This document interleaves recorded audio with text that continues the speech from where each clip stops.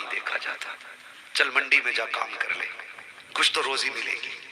منڈی میں آ کے حبیب اجمی کھڑے ہوئے، حبیب اجمی کھڑے ہوئے منڈی میں آ کر کے، لیکن سب نے بوڑھا سمجھ کے چھوڑ دیا، کوئی لے کے نہیں گیا۔ آخر میں جب دو چار بندے اور آئے، کہنے لگے یار 10 روپے کم دے دینا، مجھے لے چلو۔ آپ سے بھی اتنی سی گزارش کروں گا، جب آپ اپنے گھر کام کرنے کے لیے مزدور لایا کرو نا، تو باڈی شوڈی طاقت دیکھ کے نہ لایا کرو، کسی کمزور کو بھی لے آیا کرو۔ طاقتور 4 اینٹیں زیادہ چڑھائے گا، لیکن غریب کا کم کام انشاءاللہ تمہیں جنت تک لے جائے گا۔ جس کی سفید بال ہے اور وہ منڈی میں آیا کھڑا ہے تو شوق نہیں ہے، اب اسے بلڈنگیں بنانے کا شوق نہیں لایا ہوگا یہاں تک، گاڑیوں کا شوق نہیں لایا ہوگا یہاں تک، یا تو گھر کے فاقوں نے منڈی میں لا کے کھڑا کیا ہے، یا بیٹی کی جوانی نے لا کے منڈی میں کھڑا کر دیا ہے۔ ایسے لوگوں کو لایا کرو جسے دنیا چھوڑ کے چلی جائے، انہیں تم اپنا لیا کرو۔ قسم سے جب عمل تولے جا رہے ہوں گے، سب عمل میں لگے ہوں گے، مدینے والا ہاتھ پکڑ کے تمہیں جنت کی طرف لے کے چل دے گا۔ کبھی کمزوروں کو بھی لے آیا کرو۔ انہوں نے کہا کہ بھئی تمہارے وال سفید ہیں، کہنے لگے کچھ پیسے کم دے دینا، لے چلو۔ کہا نہیں، اس عمر میں تم کیا کرو گے، جاؤ گھر جا کے آرام کرو۔ ابھی بھی امی کہتے، اجمی کہتے میں تو تھیلا لے کے آیا تھا بغل میں دبا کے، اور یہ کہہ کے لایا تھا کچھ راشن لے کے آؤں گا شام تک۔ کہتے جب کام نہیں ملا نا اور دوپہر ہو چکی تھی، منڈی میں کھڑے کھڑے جاتا تو کہاں، گھر جانے کی ہمت نہیں ہوئی، بچوں کو خالی ہاتھ کیا منہ دکھانا ہے۔ کہتے میں پریشان ہو گیا، میں نے سوچا کدھر جانا ہے، میں نے بہت غور کیا، مجھے مسجد کا رستہ نظر آیا۔ سبحان اللہ، سبحان اللہ۔ کس چیز کا رستہ؟ مسجد۔ زور سے کس چیز کا؟ کس چیز کا؟ مسجد کا رستہ نظر آیا۔ کہتے میں گیا اللہ کے گھر میں، اور میں نے تھیلا رکھا الگ، میں نے وضو کیا اور پھر میں نے رونا شروع کیا۔ مالک یہ دنیا والے مجھے کام لائق نہیں سمجھتے، کسی نے مجھے کسی لائق نہیں سمجھا، میں تیرے گھر میں آ گیا ہوں مالک، میں تیرے گھر میں مزدوری کرنے آیا ہوں، دیکھ میں جھاڑو لگا رہا ہوں، دیکھ میں صفے بچھا رہا ہوں، اے اللہ اتنی مزدوری دے دے میرے بچوں کی بھوک ختم ہو جائے۔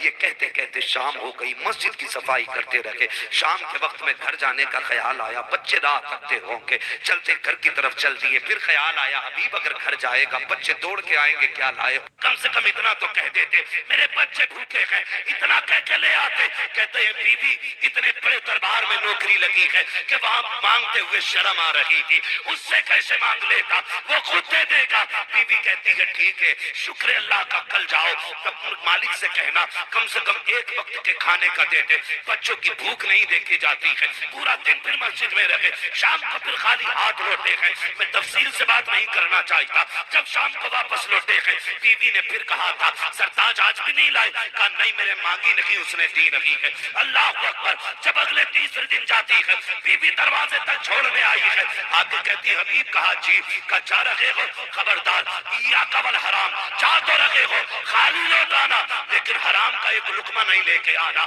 جیسے آج تک میں نے بچوں کو پانی پلا کے سلایا ہے، میں پھر بھی پانی پلا کے سلا دوں گی، لیکن حرام کا ایک دانہ لے کے مت آنا۔ جب جانے لگے بیوی کی آنکھ میں آنسو تھے، کہنے لگے حبیب کہا ہاں، کہ اپنے مالک سے جا کے کہہ دینا کہ 3 دن ہو گئے مزدوری کرتے کرتے، 1 دن کی اجرت دے دے تاکہ بچوں کے کئی دن کا فاقہ ٹوٹ جائے، آج بچوں کو کم سے کم پیٹ بھر کے کھانا کھلا دیا جائے۔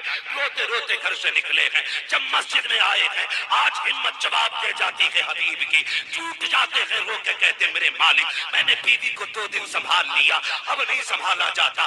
آتے آتے اس نے کہا تھا اپنے مالک سے جا کے کہہ دینا اتنی مزدوری دے دے جس سے بچوں کے 1 دن کا کھانا ہو جائے۔ اے میرے پروردگار، اب اگر بیوی نے کچھ کہہ دیا میرے سب کا بندھن ٹوٹ جائے گا، اے میرے مالک میرے بچوں کی بھوک کی لاج رکھ لے۔ اتنا کہتے کہتے روتے رہے، شام کا وقت آیا ہے، آج تک خالی ہاتھ جاتے تھے، لیکن آج جب گھر جانے کی باری آئی ہے، ملا آج بھی کچھ نہیں ہے، تو خیال آتا ہے خالی تھیلے سے بہتر ہے کہ اس میں مٹی ڈال دی جائے۔ حبیب نے مٹی بھری ہے ڈیلے بھرے تھیلے میں تاکہ بچوں کو خالی نہ لگے۔ آپ لے کے کہتے بے خودی کا عالم تھا، مجھے خود نہیں پتا تھا میں کیا کر رہا ہوں، کہتے کچھ سوچتے سوچتے چل دیا، پھر ٹھہر گیا بچے سو جائیں تب جاؤں گا. کہتے میں دور رک کے اپنے گھر کی طرف دیکھنے لگا. کہتے میں نے رک کے دیکھا نا تو میرے گھر کے آنگن سے دھواں اٹھ رہا تھا. میں آگے بڑھا, میں نے جا کے دیکھا یہ گھر کسی اور کا تو نہیں ہے. کہتے جب میں نے جھانک کے دیکھا دیوار نیچی تھی. میں نے اٹھ کے دیکھا نا تو میرے گھر کے چولہے پہ پکوان بن رہے تھے.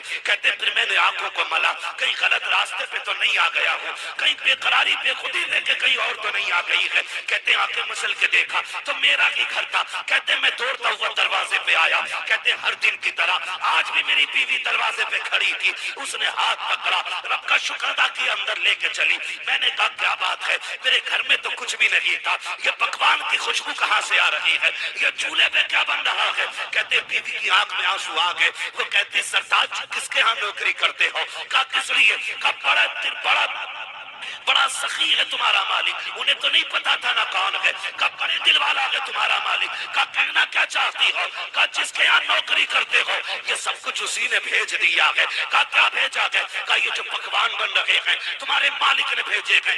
آنکھوں میں آنسو آ گئے حبیب کے. اندر ہاتھ پکڑ کے بیوی لائی جو دیکھ کر نعمتوں کا ڈھیر لگا ہوا تھا. کہا یہ کیا ہے. کہا یہ بھی مالک نے بھیجا ہے. رو دیے. کہتے بیوی بتا کچھ اور بات تو نہیں ہے. اللہ اکبر. بیوی کہتی ہے ہاں جو یہ نعمتیں لے کے آیا تھا وہ ساتھ میں ایک پیغام بھی لے کے آیا تھا. کہا کیا پیغام. کہا تمہارے مالک نے یہ کہا ہے حبیب سے کہہ دینا وہ کام کرنے میں کمی نہ کرے, ہم مزدوری دینے میں کمی نہیں کر سکتے.